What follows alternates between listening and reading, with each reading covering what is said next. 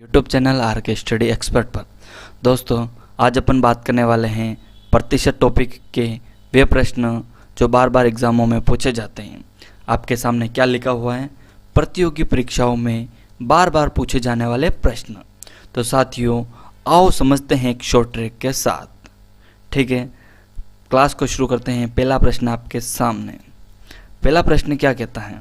तो पहला प्रश्न है, यदि किसी वस्तु की कीमत में 25% की कमी और फिर 20% की वृद्धि की जाती है तो कीमत में प्रतिशत परिवर्तन क्या होगा? क्या पूछा है? प्रतिशत परिवर्तन क्या होगा?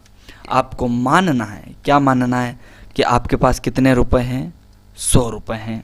उसमें से 25 कम कर दो, तो कम करने के लिए मैं करता हूँ 25 कम करता हूँ तो 75%। ठीक है साथियों, अब आपको क्या करना है? इस वाले प्रतिशत को हटाना है। हटाओगे तो इसके बट्टे में क्या लगा दोगे आप? 100। फिर क्या करना है? आपको 20% की वृद्धि करनी है। तो वृद्धि यानी 100 से 20 बढ़ाऊंगा तो 120। यहाँ पे भी वही ट्रिक लगेगी कि प्रतिशत हटाना तो बट्टे में 100। ठीक है साथियों, अब इसको क्या करना है? आपको सोल्व करना है। 100 से 100 कट जाएगा, एक जीरो से एक जीरो कट जाएगा। जब इसको काटोगे 5 के पहाड़े से 2 बार, इसको काटोगे 5 के पहाड़े से 15 बार। ठीक है, इसको काटोगे 2 के पहाड़े से 1 बार, इसको काटोगे 6 बार। नीचे कुछ नहीं बचा, ऊपर बचा है 15 इंटू 6। ठीक है साथियों, क्या बचा? 15 इंटू 6। तो क्या आ जाएगा? 15 छक्के क्या होता है? 90 होता है।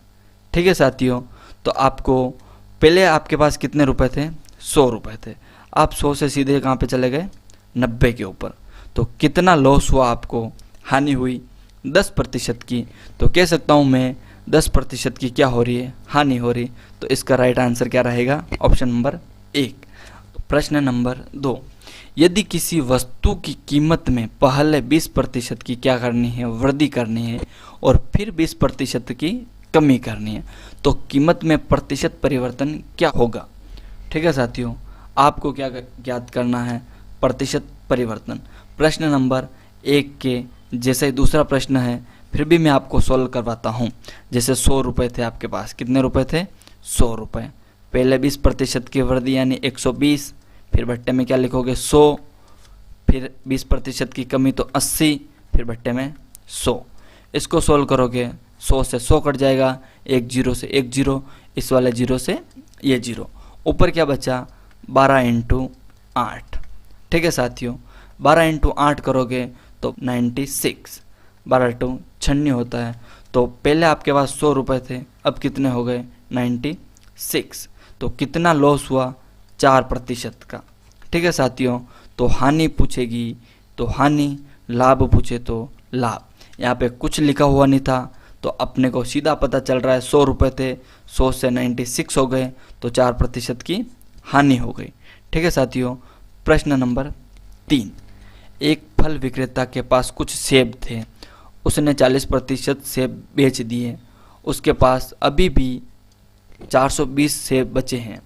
उसके पास मूल रूप से कुल कितने सेब थे? यानी आपको 100% ज्ञात करना है कि उसके पास कुल कितने सेब थे। मान लेते उसने 40% बेच दिया, तो 100 में से मैं 40 घटाऊंगा तो कितना आएगा? 60। ठीक है साथियों, यानी ये जो 60 आ रहा है ना, ये 420 के बराबर है। ठीक है साथियों, आपको ज्ञात करना है 100%। ठीक है साथियों, क्या ज्ञात करना है? 100%। आपको यहाँ पे एक ट्रिक लगानी है। पहले तो आपको ये वाला लिखना है। जब इसको आप लिख दो तो आपको क्या करना है? इन दोनों का क्रॉस गुणा करना है और इसको इसके बट्टे में लिखना है। जैसे 100 इंटू 420 बटा में क्या आ जाएगा? 60। ये वाला ट्रिक अगर आप अपनाते हो तो जल्दी से सोल्व हो जाएगा। एक जीरो से एक जीरो कैंसिल, 6 से एक बार, 6 से 7 बार। ऊपर क्या बचा? 100 इंटू 7, तो क्या आ जाएगा? 7 के आगे 2 जीरो, 700। तो प्रश्न नंबर 3 का आंसर क्या रहेगा? बी। नेक्स्ट क्वेश्चन, प्रश्न नंबर 4। प्रश्न नंबर 4 क्या कहता है?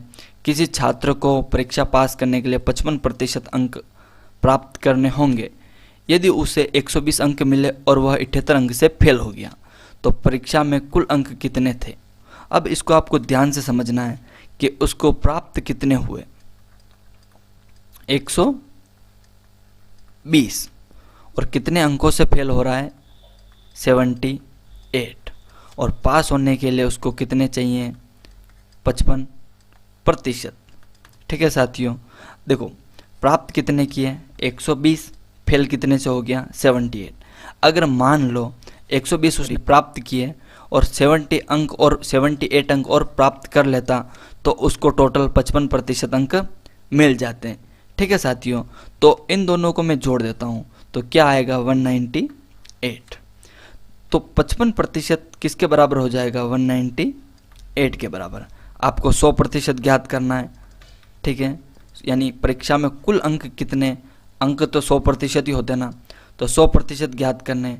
यहाँ पे भी वही ट्रिक लगाओ, क्या 100 × 198 बटा में क्या आएगा, 55। अब इसको 5 के पहाड़े से काटूंगा तो 11 बार, इसको 5 के पहाड़े से काटूंगा तो 20 बार, इसको 11 के पहाड़े से काटूंगा 1 बार, इसको काटूंगा तो 11 एकम 11 होता है, फिर 8 बचेगा, 8 उतरेगा तो 18 आएगा। क्या आएगा, 20 × 18। तो इसको सोल्व करेंगे तो क्या आ जाएगा, 360। तो टोटल अंक कितने थे, 360। ऑप्शन बी राइट रहेगा।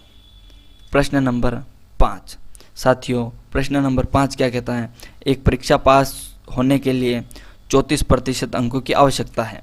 विनोद ने 28% अंक प्राप्त किए और 27 अंकों से फेल हो गया, तो परीक्षा का पूर्णांक ज्ञात करना है। साथियों, ये वाला प्रश्न भी उसी के समान है। ये वाला प्रश्न मैं आपके लिए छोड़ रहा हूँ कि इस वाले प्रश्न का आपको आंसर देना है, फिर आपको कमेंट करना है कि आपके क्या आंसर आ रहे हैं। ठीक है साथियों, यहाँ पे ऑप्शन नहीं दे रखे हैं, फिर भी मैं आपको एक हिंट देता हूँ कि इसको सोल्व कैसे करोगे।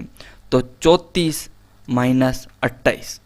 ठीक है साथियों, क्या करोगे, आवश्यकता कितनी थी, 34 की, 28% अंक प्राप्त किए और 27 अंकों से फेल हो गया। तो यानी ये फेल होने का अंक प्रतिशत में कितना है, यही पूछ रहा है ना कि अंक कितना है प्रतिशत में निकालने के लिए।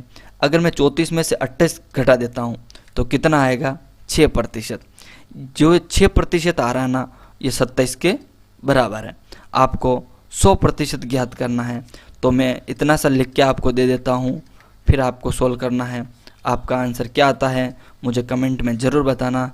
इसी के साथ आज की क्लास अपन ख़त्म करते हैं, और क्लास अच्छी लगी हो तो वीडियो को लाइक करना, और अगर आप हमारे साथ जुड़ते हो तो हमारे चैनल को सब्सक्राइब ज़रूर करना, ताकि मैं जो भी वीडियो बनाऊं आप तक ज़रूर पहुंच सके।